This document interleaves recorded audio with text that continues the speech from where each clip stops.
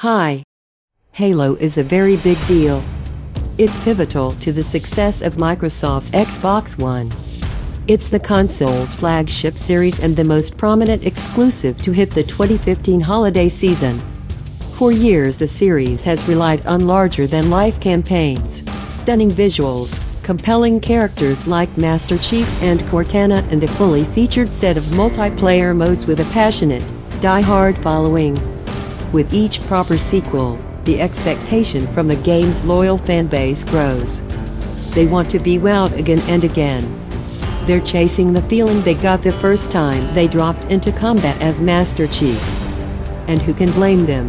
The road to Halo 5 Guardians release saw no shortage of hype and fanfare.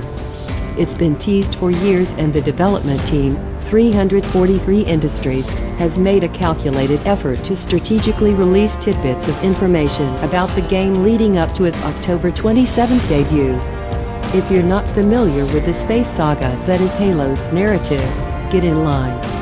It's complex and layered, but all you really need to know is that Master Chief, or John 117 as he's also known, is the game's hero, and he shares a special connection with an AI named Cortana.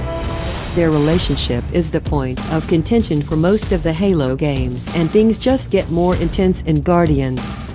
That's who's who. Now let's talk about what it's like to play Halo 5. New in Halo 5 Guardians is the ability to aim down the sights of any weapon and the suit boost that lets the player thrust in any direction. You can also shoot while sliding, perform a charge move, and stomp down on enemies. Sure, the new gameplay maneuvers aren't exactly needle movers, but the most notable additions arrive in the form of the campaign structure. You'll play as both Master Chief and Spartan Locke in alternating missions. Locke is tasked with reeling in Chief, both of whom are accompanied by 3 team members who stick with you the entire time. This also allows for 4-player co-op throughout the campaign. Setting the campaign aside for a moment, a new set of multiplayer modes debut with Halo 5 that are sure to whet the appetite of an already salivating online community. Mainstays like Slayer, Team Deathmatch, and Capture the Flag remain, but now players will be treated to new modes like the 24-player Warzone, in which battles can last up to 30 minutes. Testing these modes with an early final version of the game wasn't easy, but the few matches I did get to play were frenetic and exciting. Simply put, Warzone is bonkers. It marks a significant evolutionary step for Halo's multiplayer arsenal and will likely stand out as Halo 5's legacy. At the same time, Warzone can feel a bit overwhelming, so I'm glad I really wound up liking the 4-on-4 arena mode offerings in the game, the Slayer and other classic styles I mentioned above. These are modes I'm definitely going to play and attempt to become competitive in when the game goes public. The maps feel good and the online experience was solid with no signs of lag or drop-off, of course that could change when 100,000 players decide to jump on at once. There's a satisfying amount of player customization too, which has been par for the course in Halo multiplayer for a while. Halo's online presence doesn't end there.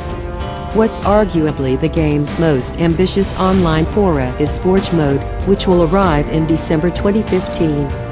In Forge, players can design their own maps with in-game assets, making use of over 1,600 objects. Guardians' multiplayer prowesses are well represented, but let's shift gears back to the game's campaign. To start, Halo 5 is jaw-droppingly gorgeous. It's one of the best-looking Xbox One games I've played. Every direction you look in seems endless. The environments and distant planets are all breathtaking and evoke a sense of wonder. I keep thinking to myself, man, I wonder what happened in this place. How'd all this stuff get here? The cutscenes that break up the action are overflowing with production value too. Each movie is brimming with super high-quality CG. You'll marvel at things like textures, facial renderings, and lighting effects that litter every frame. It's really impressive stuff. In fact, a lot of the best action happens during the mission bridging cutscenes. Then the game just goes back to being a really fantastic looking shooter. It's actually pretty odd. At its core, Halo 5 barely colors outside the lines of the genre it helped redefine. The campaign is expertly molded and delivers the peaks and valleys an epic space action demands, but there's definitely a ceiling on gameplay. Locke and Chief are lethal acrobatic hand-to-hand killing machines, but you never get to perform the over-the-top awesomeness that happens during cutscenes. You'll watch in awe as the protagonists tumble down a mountain, just barely outrunning a crashing warship, all while vaulting over enemies and performing intricate melee maneuvers, just obliterating everything in their paths. But then the cutscene ends and you're stuck with the same set of basic principles Halo has touted for over a decade.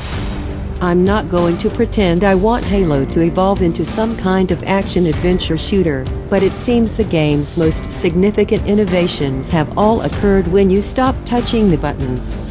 The visuals are better, the controls refined, but it's still Halo. I touched on the game's amazing environments and locales, but there's little incentive to explore these areas.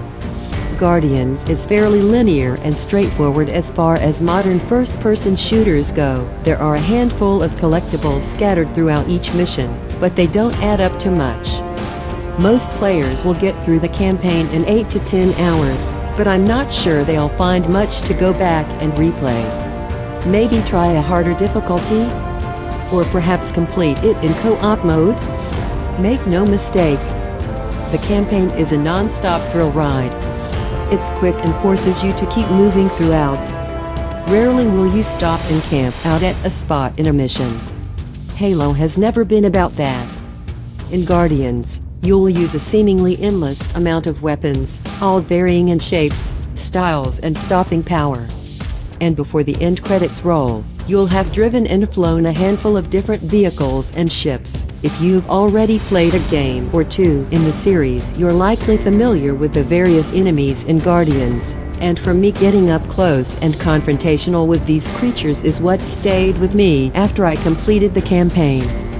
The heavier enemies like the Covenant Hunters and Promethean Knights are all beautifully rendered and create a genuine sense of dread for the player. Whether it be Covenant or Promethean, I found Halo 5 to be fairly easy on normal difficulty. Interestingly enough, the introduction of a 4-member team for both Locke and Master Chief made it possible to coast through the campaign. In fact, I died less than 10 times the entire game. Any of your other team members can heal you back to perfect health in about 4 seconds, which gave me a really disproportionate amount of confidence wherever I went. If you're looking for more of a challenge, try starting on a harder difficulty. Halo 5 Guardians is exceptional in its production value across the board, and the story is able to come across as engrossing and important.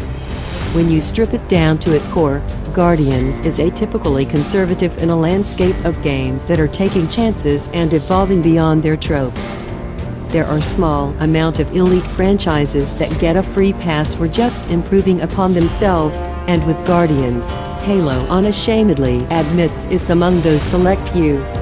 Beyond Guardians, I want Halo to take more risks and evolve.